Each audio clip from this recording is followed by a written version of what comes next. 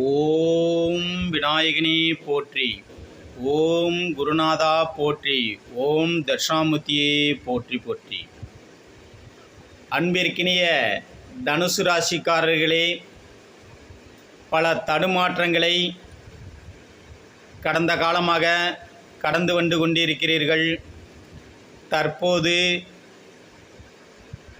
உங்கள் ராசிக்கு அதிபதியும் சுகாதிபதியுமான குருவான் உங்களுக்கு களத்திர ஸ்தானத்தில் கூட்டாளி ஸ்தானத்தில் அமர்வதால் கணவன் மனைவி ஒற்றுமை நிலவும்.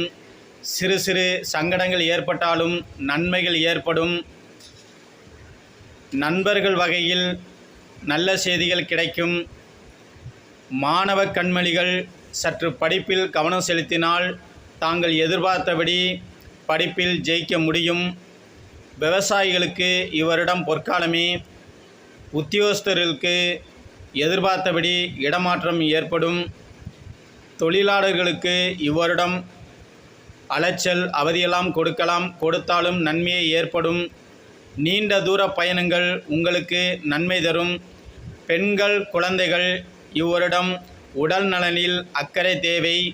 வயிறு சம்பந்தப்பட்ட பகுதிகள் தலை சம்பந்தப்பட்ட பகுதிகளில் உங்களுக்கு சற்று தொல்லைகள் வரலாம். அல்லது கழுத்து அல்லது காது பகுதிகளில் சற்று தொல்லைகள் ஏற்பதற்கான வாய்ப்புகளும் இருக்கிறது.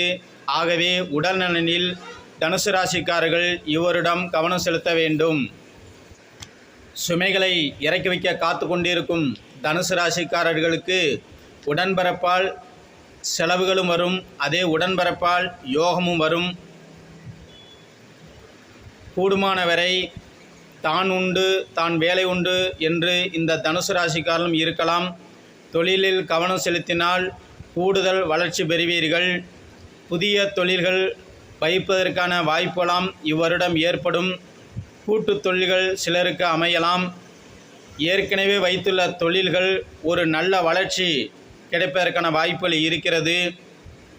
குழந்தைகள் வகையில் சற்று கவனம் செலுத்துவது நல்லது. மற்றபடி எந்தவிதமான தடையும் வராது.